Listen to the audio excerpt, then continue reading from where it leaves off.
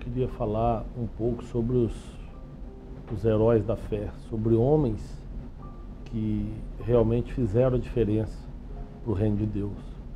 Um deles foi Abraão.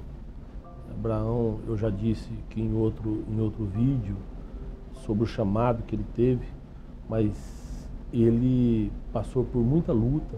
Uma das principais lutas que ele passou foi com o próprio filho. Porque Abraão teve o filho Isaac com 100 anos de idade, era o filho que ele amava. Eu imagino que esse menino deve ter transformado a vida de Abraão, porque foi o filho da velhice de Abraão.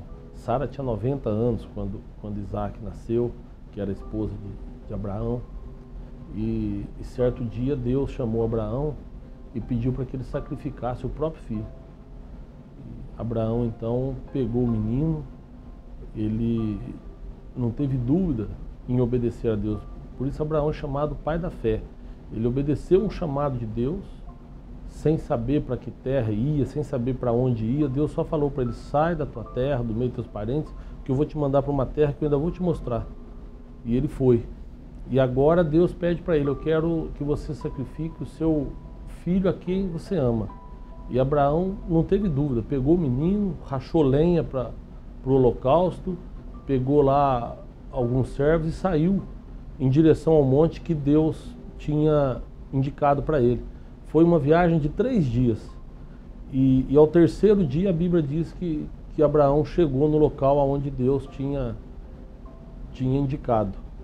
E lá ele preparou o holocausto, e eu fico imaginando o pensamento de Abraão durante esses 3 dias, o caminhar dele com aquele menino, o quanto ele sofreu nesses 3 dias andando, e o menino não sabia de nada, devia estar feliz, devia estar alegre, porque acompanhando o pai numa missão, e de repente chega lá, o menino soube que o sacrifício seria ele. Abraão então pegou o menino, amarrou naquela lenha onde ia ser a fogueira, e quando ele levantou o machado, o cutelo, veio a voz do anjo que bradou e disse: Abraão, não toque no menino. Isto é uma coisa emocionante, porque eu sempre falo isso: Deus conhece o nosso coração, Deus sabe o que se passa no nosso coração. E quando Abraão levantou aquela faca, aquele machado, Deus viu que ele, no coração dele, já tinha matado o menino. Então impediu que ele fizesse essa tragédia, que ele sacrificasse o próprio filho.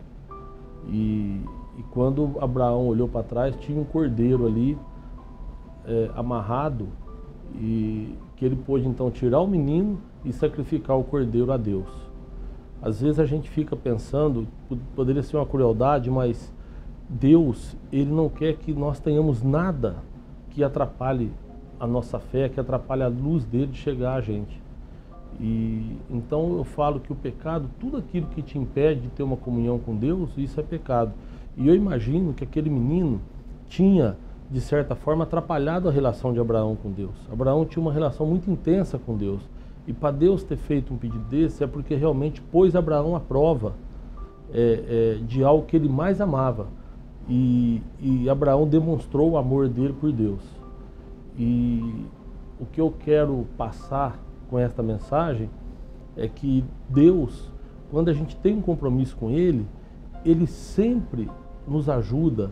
Se você for pensar bem, Jesus Cristo, ele foi sacrificado. Assim como Deus pegou o cordeiro e ofereceu para Abraão no lugar do filho dele, Deus também nos deu o seu próprio filho, Jesus, para que fosse sacrificado por nós, pelos nossos pecados. Então nós, assim como Isaac foi salvo por Deus e Deus deu a Abraão um cordeiro, nós também fomos salvos pela morte de Cristo. E nós não podemos anular essa cruz de Cristo, não podemos anular tudo que Cristo passou por nós. Nós precisamos entender o significado do sacrifício que Cristo fez por nós. Ele se entregou, ele deu a própria vida para nos libertar dos nossos pecados.